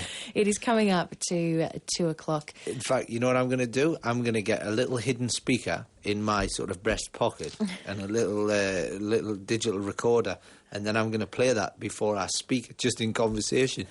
How good would that be? If you just sat there and you haven't said anything, you maybe sit around a dinner table or something, and then you haven't said anything in a while, and then everyone just hears duck, duck, duck, duck, duck, duck, duck, and then you go, actually, did you know that if you put an egg up your arse and squeeze, it won't smash? At 3 minutes to the news, do we have on the line Gemma from Darwin? Yes, hello. Hello, Gemma. Now, Gemma, you are going to be the Darwin custodian of the Northern Pants, aren't you? I am. We're going to pick them up this afternoon. Yes, so at 6:30 this evening out the front of Woolworths in Kavanagh Street in Darwin, you're going to pick the pants up, and then you're going to take them out for the night. Whereabouts are you going to take them so that Darwin listeners can come and see you and the pants? We're going to be at Rooks Drift tonight, and we're going to be inside because it's very monsoonal weather. Right, so you won't be enjoying the lovely beer garden. No, we'll be inside. So that's Rorke's Drift Tavern at 8:30 this evening. Gemma will be there with the pants. Have you figured out how you're going to decorate the pants so that they can commemorate a bit of Darwin? I was thinking maybe we could do some Aboriginal art paintings on them. Fantastic. That would look great. Couple of patches. Yep. That would look great. All right. All those times are local times in Darwin, 6:30 outside Woolies and 8:30 at Rorke's Drift. The new Woolies. The new Woolies, the Lardy Dar. Tell everyone it's the new Woolies and they'll know where it is. We heard it was the Lardy Dar one. Oh, it is. It's the Lardy Dar one, the new one. It sounds like the old Woolies just has got like big dusty jars and sells like Victorian really equipment and stuff. Oh, dear. Hello to Woolies employees and executives, if they are listening. All right, well, we'll check in with you tomorrow. Stick in if you work in the rubbish one. One day you might be promoted to the shiny one. We'll check in with you tomorrow, Gemma, and see how you went tonight with the pants. Sweet. All right, good on you, mate. See ya. Bye. Fading her down. We have 1 minute to go to the news now. The band quiz, which is traditionally in the second hour of the show, because we did it twice in the second hour, will be coming up after news time. And remember, it's horse, not a horse today. Indeed. Not a band. Which may flummox the contestant I'm certainly for today. hoping for an element of flummox. Although you tried to shake it up yesterday with Weed or Not a Weed, and she was a weed expert. She was all over it. Who could have predicted that? Indeed. So that will be coming up after 2 o'clock, and we will also... Nostradamus, that's who. He specialised in that. Not specific weed-based quiz predictions, but he did a bit. He did, and we will also give you updates on where our Western pants are at. I can tell you now they're languishing, and also... An egg arse update, An egg arse update, and also an update on the status of the Eastern pants. And we'll be telling you where you can buy fat rakes and rabbi tongs. Indeed, and... The old woolies. Yes, in Perth. That will all be coming up. Get down there and ask for rabbi tongs. In just a few moments after the news on Triple J. Ross Noble and Terri Psiakis with you for just under another hour. And very exciting times ahead because it is time. When did you go into politics? What do you mean? We got very exciting times ahead. So, yeah, we think that the growth of this show will continue and there will be prosperity. There will be prosperity for the rest of the week. We must point out that this is we're fast approaching the halfway point of the second week of the show. We're not on. This is the second and final week. Final week of the show. Week 4 of the overall thing. If you count the 2 weeks. What would you call the whole thing? The 2 weeks from last year, which you can get a podcast of if you head to triplej.net.au. You can download your very own podcast. I would describe it as an experiment more than anything else. So it's the fourth week of the 4-week experiment. Yeah. It's a sort of... it's not confusing at all, is it? No, not at all. But, so we're only on for 2 weeks, so, if you've inadvertently stumbled across the show and gone, oh, we enjoy that, it's not going to happen. No, I was just saying. You've stumbled across it and thought, what is this? This is crap. What is this rubbish? It'll be all over. But the good thing is that I'm off on tour, all around the country with my randomest show, and Terri, you're going to be in Adelaide, aren't you? Cut it out. This is... might as well. The time for the quiz now. The band quiz. Melissa from Corindi in New South Wales. How do you feel about taking the quiz today? We'll just have to see what happens. We will indeed. Now, are you a little bit thrown by the fact that, technically speaking, you shotgunned a band quiz that is now not a band quiz at all? Yeah, I figure after Ross's little throw cue ball yesterday that it wasn't going to be the same again after that. Now, take us through what it is today, Ross. Well, that's quite good, because when you ring up to shotgun it and the question is quiz, not a quiz, you go, is it not a quiz? You're doing the quiz, which isn't a quiz. Today, how are you on horse racing? Oh, well, I don't know. We'll have to just wait and see. Excellent. Well, this is horse, not a horse. So these are, some of them are genuine racers, horse racers, horses that race. Race horses? Race horses. They're the one. That's what I knew there was a way of saying that would be what I'm here eloquent. That was eloquent, not elephant. Is it racing elephants is all wrong. So they're either race horses or they're not race horses. But you just say horse, obviously. Horse or not a horse. Horse, not a horse, yeah. Okay. So are you all set? Oh, I think I can. And how do you normally do it when you play along at home? Oh, yesterday I didn't do too badly. I did worse with the bands, actually. Oh, right, okay. So the weeds were okay. It's weird. The weeds seem to be... Everyone found the weeds quite easy. Maybe people know more about weeds than they're actually aware that they know. The weeds one was... Everyone was all over it. But they're big on weeds where we live because we're out in the country and there's certain weeds that are just big no-nos. Okay, so you have to be educated. A little bit.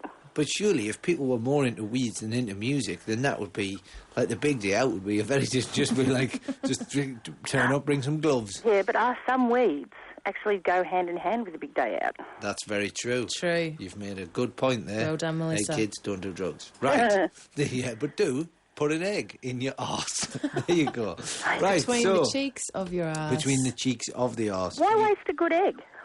Yeah, there you go, a knocker. You've just been knocked on the egg thing. Why do it, Ross Noble? Might not be a good egg.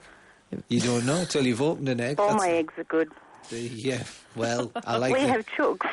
Some people say that the arse is half empty. I would say that the arse is half full. Well, generally it's half full, isn't it? Yes, it is if you've got an egg up there. Depends how big your arse is, of course. Right then, let's play... Please. Okay. Let's play horse, not a horse. Now, are these all Australian horse races or are they worldwide? In fact, they're... Are you getting on the net, Melissa? Pardon? Are you getting on the net? No. I wanted to upload pictures to your site, but I couldn't. Oh. No, I'm sitting outside currently. Oh, that's good. Okay. She might be on the Wi-Fi, though. All right, we'll get you to chat to Amy about uploading pictures on the site after this. Okay, cool. Right, here we go. So, number one. Mm-hmm. He's a bird. Not a horse. It is a horse, Oh, I'm afraid. But don't, just take your time. Everything's fine. We've got plenty to go through. Busy Bill. Busy Bill. Horse. It is a horse. Here we go. Shove it in, Grandad. Now, you could sort of take that two ways, can't you? That could be like a... Talking about the egg Yeah, again. that could be taken like, shove it in, Grandad, or shove it in, Grandad. You know, that's one of those things, punctuation, you know. Oh, it has to be a horse. It's not a horse. Oh, bugger again. No. Never mind. No. And the worst thing about that is people, come on, shove it in, Grandad, shove it in, Grandad. Like at the horse racing, come on, you can shove it in, Grandad. Well, I was just thinking the whole shove it in the racing stalls before they race. Oh, that's true, yeah. She's thinking. She Melissa is thinking. from Corinda is thinking. Next one is Big Time Charlie. Horse. It is a horse. Phew. IYD.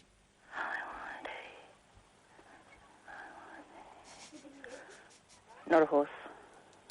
It is a horse. Oh, I did. Well, that was my first thought, and then I thought, I'm going to get this. It's Yeah, it tricky, doesn't matter. isn't it? It's always, you've got to pick one of the two. Yeah, but- if you've got to do on your gut instinct. Yeah, if it's not one, it's the other. Well, That's the way yeah. this quiz works. 50-50.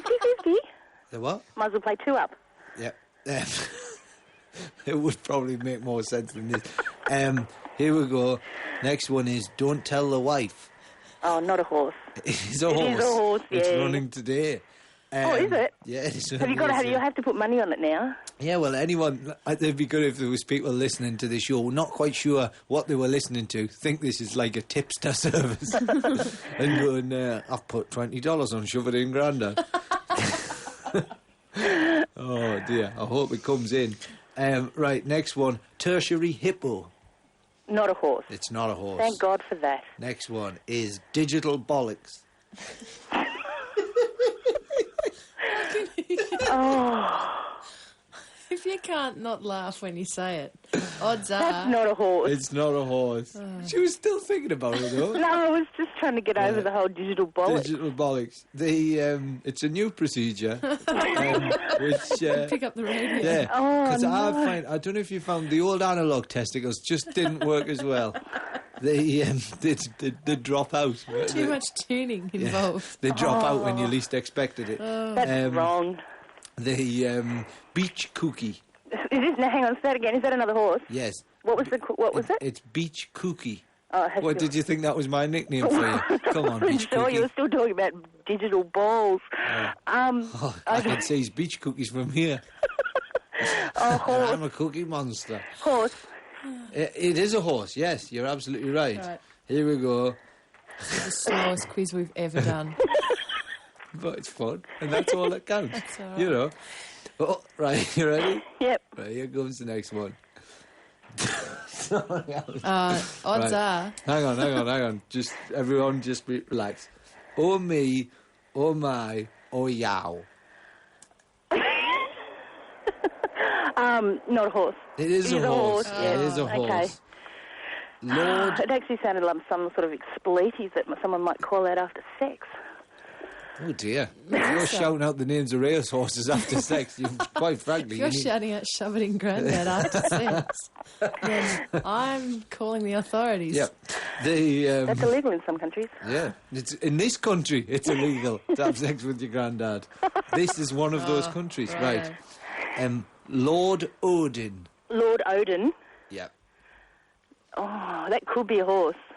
But then it Or- could not be a horse. Exactly. You have to be a little bit more definite. You've grasped the idea of the quiz, if nothing I'm else. just thinking, well, it's something from Lord of the Rings. Horse or not a horse? Also not a horse. It is a horse. Oh, shit.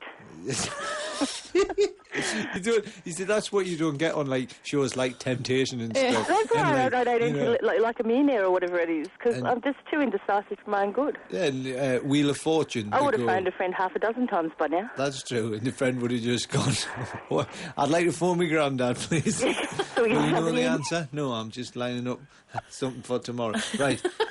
Where is he? Down the casualty department. Righto. He's laying like a rooster. Let's Right, the keep going. roosters don't lay, do they? No, they don't. No. Right, the next one is Shadow of the Potter. A horse. It's not a horse. Bloody hell. It's all right. Just take your time. You're only halfway. No, it's only 6 o'clock. It's all right. Did you want to play a record? We'll do the rest after. Come back after the break. Right. Keep going. Ichiku Prince. Ichiku Prince. That's a horse. It is a horse, yeah. Oh, did you know that one? Well, it just sounded very familiar. Yeah, it is a horse. Oh, good. Here we go. Link Hogthrob. Not a horse. It is a horse. Oh, you're kidding. It is a horse, Link Hogthrob. That's horrible, that name. I know, it's wrong, isn't it? That's something that you would give some porn star. Let's move on. This could be the name of the porn star in question. But is it a horse or not a horse? Floyd Pepper. Floyd Pepper. Horse. It is a horse. Good. Here we go. Next one. Runaway paraplegic. Oh, that has to be a horse. It's not a horse. Oh, that would have been a good name for a horse. Think about it. A paraplegic that's horse? what I mean. It was an ironic name. Oh, I see what you mean. Okay. Yeah. What, You know, to try and you've got throw playing with people words. off? Right, okay. That's why it would be a horse. Yeah, okay. It's not a horse to a side. No. The buttons on a grease shirt. That's a horse. It's not a horse. Oh, okay then. Oh, it's fine. You still got a few left though. Yeah. Not doing Danza. so great though. No, you're doing all right. You're doing fine. Just relax. Danza monkey. Horse. It is a horse. Yes. Next one. That's my mum. Not a horse. It is a horse. It is a horse. It is Yeah, a that'd horse. be right. Next one. God, I feel sorry for that mum. Sorry, did you get that one right or wrong? I got it wrong. I'll be honest. Wrong. Okay. Next Yeah. one. Slightly confused. Sorry, Terry. It's all right. Here we go. You ready? Yeah. Curly rabbi. Horse. It's not a horse. It's Oh. referring to the rabbi tongues that I invented slightly earlier. Oh. And then the final one. I missed that bit. Oh, yeah, rabbi tongues. They're my new invention to follow up the fat rakes, which I had a lot of success with. Oh, okay then. The final one is puffball booze hound. Horse. It's not a horse. Oh, you did the That's just bloody the last four. Very, very Never close. mind. Very It's close. been fun though. Yeah, but Hang you know, on. if it had been the weeds, She then doesn't know. She We're doesn't know. Look, Don't get ahead I of enjoyed yourself. this. This is the best phone call I've had all week. Well, you had. I got that impression. You got 10 wrong and 11 right. Oh, that's So- okay then. So you won. She's won. Cool. You Can I won. have your robe shirt? No, I think we've given that's gone now. Oh, yeah. Yeah, Well, what's You the do- next best you thing do- you've got? Win an item of Ross's clothing from the how box. would Let's you- select how something would you here like, for Michelle. Of, Melissa. sorry, Melissa That's of all right, Corindai. Why did I say Oh, can I just say something while you're doing that? Sure. I actually rang yesterday. You know, we were talking about the extra bits on your body. Yeah. Hang on. Well, I rang and I told Amy that my nephew was born with an ear tag, but also it was a little known fact that Rudolph Valentino, you've heard of him, haven't you? Yeah. Yes. He actually had two penises. Really? Really? Says who? Says the internet website I was surfing one day. Was it a porn site? No, it wasn't. Melissa? No, it wasn't. Rudolph Valentino. Yeah, he was in all those silent films, and he was like known as like the greatest lover of all time for a while. Well, there. you know know, why. yeah.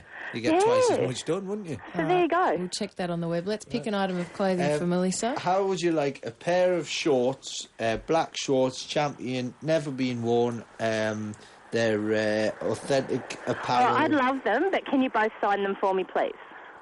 Somewhere. Okay. Yeah, of course we can. Yeah, Sure. they're black. So I'll tell you, if you want us to sign something, shall we just? I'll pick something a bit lighter. No, that's all right. I'll have the shorts just on the inside of the pocket. The pockets are usually white or something, aren't they? How you thinking? Very, very sure of what she wants, Melissa from Corindai. Yeah, we'll send you this. This is a lovely. That's more conducive to signing. There we go. It's Okay. a lovely white shirt. We'll Okay. send you White shirt. like a stripy shirt. We'll both sign that and All send right. that All to right. you. Melissa, I'm going to fade you down. Okay, thanks, And just Terry. hang on the line. I Thank you shall. for playing. And Okay. enjoy your prize. I will. All right, hang on the line, mate. Oh, That was exciting today. that was... Because it was one of the things where you went, there's no way she's done that. Oh, she has. She has Yeah. indeed. And that is the longest quiz that I think we've done in... Whatever. How long was that? ever. Then? That was a very long time, but well People done. love the quiz. People stop me all the time and we say, got there in hey, the end. come on, do a quiz for me now, just in the street. I Now- haven't got access to that sort of time. It is just after 2:30 on Triple J. Ross Noble and Terri Psiakis on your radio. Now, we have but half an hour to address a couple of pairs of pants. We have, of course, the Northern Pants, that will be at Rorke's Drift Pub in Darwin tonight at 8:30. Gemma will have them there, and Gary, the custodian of the pants before her, will be there to celebrate. Go along and meet them and photograph yourself with them. Touch the pants. The Southern Pants will be at Knopwoods, which is a pub in Salamanca Square, I believe, in Hobart from 5 p.m. today. We have the issue of the Western and the Eastern Pants yet to be addressed. Now, the Western Pants, Jacinda in Port Hedland, are you there? Yeah, how you going? Yeah, good. Are you drunk? Hey? Are you drunk? No, I just woke up. Oh, okay. You just woke up. Oh, that's why you told me you were just getting changed when I... I thought you might be in a change room. I thought we might have disturbed you, trying on a frock. Or pants. Now, you've got the pants. You've had the pants at the Pier Hotel in Port Hedland, and unfortunately, the pants are kind of stuck there with you at the moment. Yeah, I know. I can't find anyone to get them out, to Perth. All right, well... Hopefully someone Thursday is coming to get them.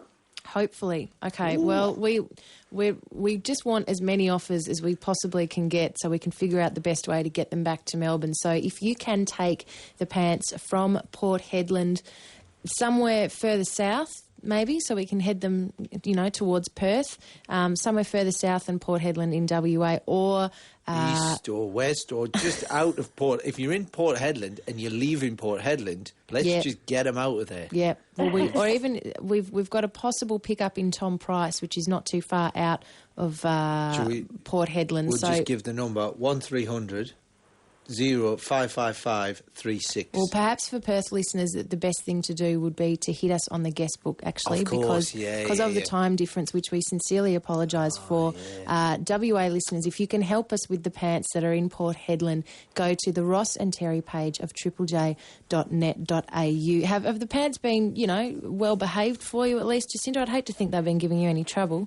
No, yeah, they're well behaved, yes. I've got a couple of people in yesterday, actually. Coming to have a look at them? Yes. And not many people know about them in Port Hedland, so it's a bit sad. Have you adorned them? Have you placed some sort of Port Hedland symbols on them? Yeah, we've put a stubby holder and a few stickers and... Yeah. Excellent. All right. Well, hopefully we will get someone hitting us on the guest book who can take the pants off your hands. Thank you. I'm sorry they've had to stay with you this long. No, that's fine. But thank you for looking after them, and hopefully we'll be in touch with you very, very soon. No worries. All right, you can go back to bed now, Jacinda. See you, mate. That's quite... Bye. That is quite worrying, isn't it? It looks like those pants, because this is pants across Australia. Well, look, this is the thing. They've got to be back here between 12 and 3 on Friday. We're planning a homecoming extravaganza. Oh, yeah, that's true. I can confirm we have bagpipes. Nice. We have bagpipes for Friday afternoon. I'm quite set on a marching band. Yep. We're still hunting down a marching band. Basically, if you can help us out at the homecoming ceremony, if you're part of a line dancing troupe, or if you are in a band, or like a brass band. You know what would be lovely as well? Because if we've got the pipe... So what would be lovely is if people have costumes. Some form of fancy dress. Yes, to make it a full-on parade. Yeah, because obviously, like, when the pants arrive and we're trying to get them, here in Melbourne, doing... This is going to happen in Melbourne. Yep. Somewhere in the city centre. On Friday. It would obviously just a big group of people following the pants. A big stick would be good, wouldn't it, to have the pants on? But costumes would be good, like some form of fancy dress. So have a think about what you might like to wear if you're going to be in Melbourne on Friday. Even drummers, like, how there's those drumming troops, and, if there's someone who belongs to one of those groups who'd like to offer their services for the homecoming, that'd be good. Or even people turning up, right, if you haven't got a costume, maybe, right, because obviously if we've got, like, a drummer... it'd be quite good. Just turn up with maybe a sheet on as a sort of a bogus Hare Krishna, Why not? Because, we could turn the pants thing into more of a cult situation, Yeah, well, it's become a little bit like that. Very much so. We've got the Fellowship of the Pants in Tassie. That's verging on a cult. Yeah. Not that I'm suggesting they've sacrificed any virgins, but, it sounds like I'm not there. I don't know. maybe she took an interest in what was going on in the studio. The Did you lady see who that walked past the spiky-haired window. woman there? But She's cracking. if you can offer your services for Friday, hit us on the guest book. Go to the Ross and Terry page of triplej.net.au. And also, or a wizard. likewise... Come as a wizard. Why not? If you can help get the pants out of Port Hedland, also please do hit us on the guest book. Let's hear a little bit of a track. I feel it's time for one, and then we'll check in with our Eastern pants. Is that all right with you? Full of Eastern pants, promise. Have you noticed how the Doctor Who theme music sounds exactly like Band-Aid's Feed the World? Does it? Yeah. Have we got a copy of Band-Aid's Feed the World? I don't know. We may. I don't know if we can track it down between now and 3, but we may well have Where one. it goes, doo-doo-doo. It sort of goes, that bit just before it, feed the world, and then it goes, doo-doo-doo-doo-doo-doo-doo-doo. It is a bit Who-esque. Yeah. And of course, if only they'd thought it through, think of the amount of grain you could transport in a TARDIS. You know? Never mind dropping it out of the back of planes and that. TARDISes. That's what the Red Cross need. TARDISes or TARDI? TARDI, I think. TARDI? See, I never know. No, that could be confusing because then people might think that we're delivering grain in tie-dye. And then you'd need a load of the crusties we spoke to earlier. Oh, God. Essentially just loosening their tops and releasing grain. Before Pendulum, we heard from Love Outside Andromeda on Triple J. Better than dropping your pants and releasing an egg. With Something White and Sigmund, we are fast approaching 3 o'clock, and we are checking in now with our Eastern, as I reach for my notebook, our Eastern pants. Brett, are you there? Yeah, I'm here. Okay, now you received the pants from Matt last night. An exchange took place in Brisbane, is that right? That's right, yes. And you have taken the pants where? Well, I've taken Cairns this morning. To Cairns? Yes. And I understand you'll be making an exchange this afternoon. That's right. At 4 p.m. local time in Cairns. Yep. And where will the exchange be happening if people want to see it? It'll be happening at the Hungry Jacks at the Cairns terminal. At the airport? Yes. Now, just explain to us why you arrived at the airport and why you're still at the airport now and you'll still be there about an hour from now. Well, my job entails me setting up cosmetic stands, so my job today was to actually travel to Cairns and set up a Max Factor stand at Cairns Airport, so I haven't left the terminal all day. See, this is what I love about your leg of the journey, Brett. This was something that you've got a job, you had a job to do, you've made it part of your working day to transport the pants. That's right. But, you know, I mean, it wasn't without drama, of course. Last night what happened? It was pretty bad. Like, I don't know whether Matt was followed or what, but, you know, on the way home to my place, I actually got abducted. Abducted by people in military outfits. Yeah, serious. And what? They were like war sympathisers or something, and they ended up taking us to a room, a holding cell, and the holding cell actually had other like war sympathisers, I suppose, but they're only pseudo ones. So they're actually like war gamers, you know, people who play computer games. Right. And I think they were trying to interrogate them and do stuff. Anyway, the worst part of it was that we were humiliated and were actually subjected to Abu Ghraib-style photographs with the pants. It was terrible. Oh. You know, Brett, for a moment there, I was really looking at the fade button, and then I realised you spin a good yarn. Well, what's good about the Abu Ghraib thing is the fact that, like, you know, that, what was it, Lindy, was it? Lindy something? England. England, Yeah. that's right, Lindy England. She obviously stripped down those fellas so they were naked, but it's happened in reverse there. Sounds like you've been dressed up in the pants. That's right, that's what happened. Yeah. See, I think we were lucky. We actually got saved. The Pants Liberation Organisation saved us. That is very fortunate. The SAS, the Slacks Air Service. That's it. Apparently they could smell Ross's pants from a few k's away. That's Yes, true. That doesn't take any talent. Who could blame them? Well, I hope it all goes well for the exchange. You've been given, passwords have been allocated, so don't say them on air, of course, but you will know George by his password when he gets to you this afternoon. I will pop you back on hold, and now you picked up the pants from Matt from Brisbane. Is that right? Right, yeah. Because we've got him on the line to give us his lowdown on the exchange. Nice talking to you, Brett. All right, thank you. Hang on the line, mate.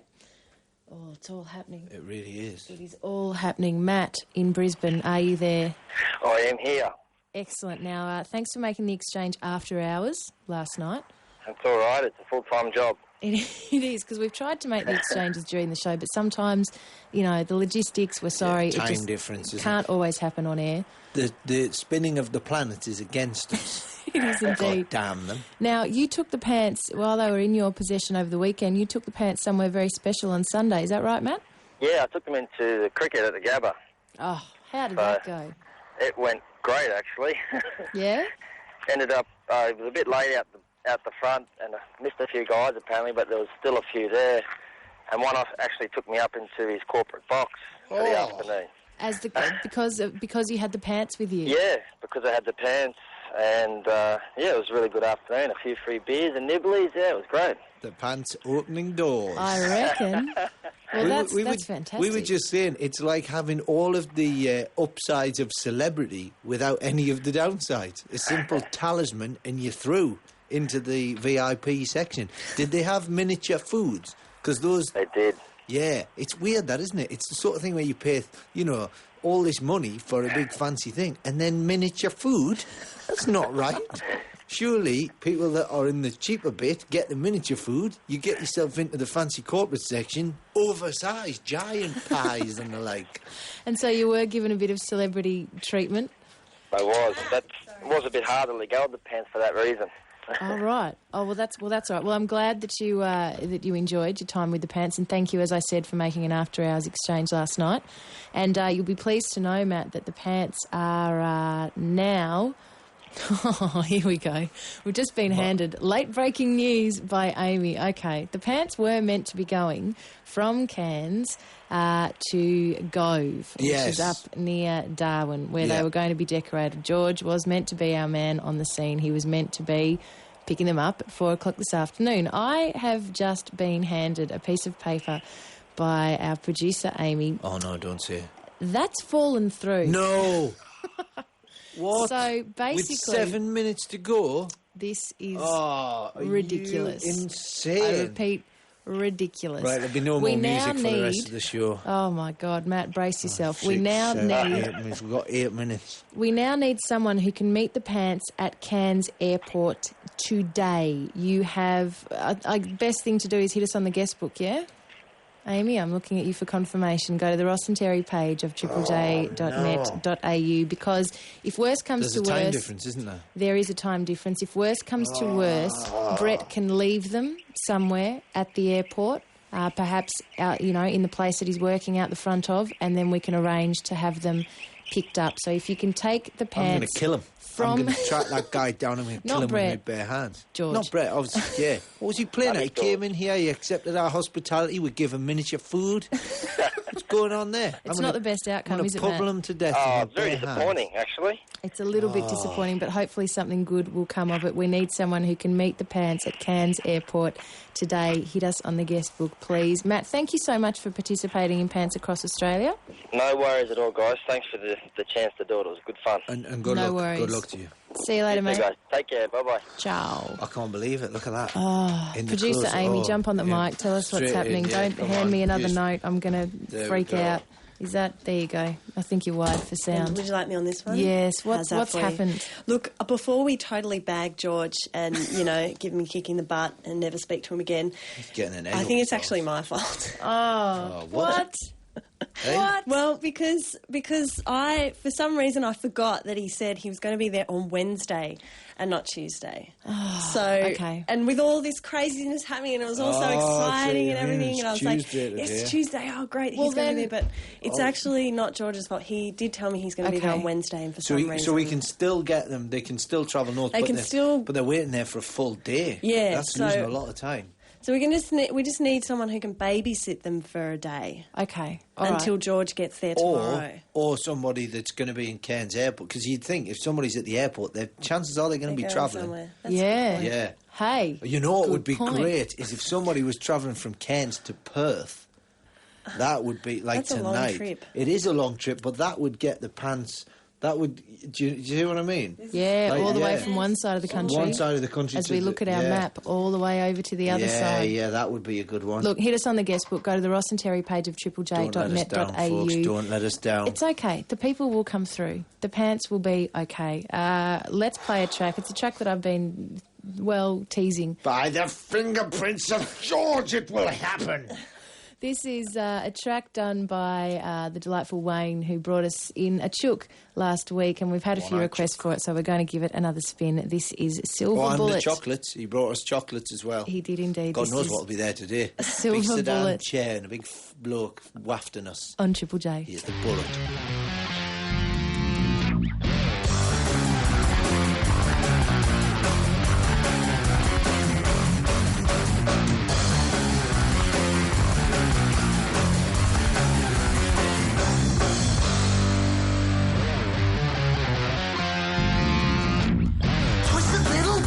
A magic toy.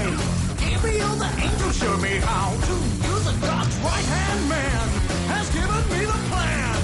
A silver bullet will do it. I shot Satan with a silver bullet. I shot Satan with my magic gun. Put my finger on the trigger and I pulled it. It didn't kill him, but it was sure not fun. I shot Satan down. I shot Satan down. I shot Satan down. I shot Satan. I shot Satan. I shot Satan down. I stabbed Satan with a silver cutlass. I hacked and I slashed. And when I was done, I swear I thought Satan was nutless. He just laughed. He was well hung. I shot Satan down. I shot Satan down. I shot Satan down. I shot Satan. I shot Satan. I shot Satan down. I didn't know it, but according to rumor, God is smart and the devil is dumb. But at least he has a sense of humor. He may be evil, but he's sure a lot of fun. I shot Satan down. I shot Satan down. I shot Satan down.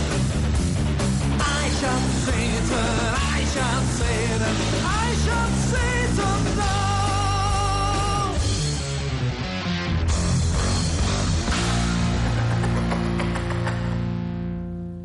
That is Silver Bullet. There you go, the mighty Wayne. What they called again? Left nut, was it? Was it Left Nut or Like a Virgin? I think there's a little bit of Like a Virgin. There's a bit of confusion. We will. I'm saying it's Wayne's song. Yeah. Is it downloadable yet?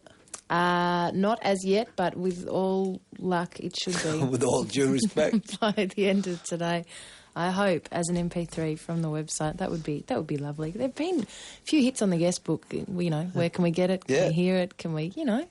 It's funny, isn't it? More power to it. Because Wayne doesn't really look as you would imagine. You'd think he'd look like, say, Justin Hawkins from The Darkness, you know?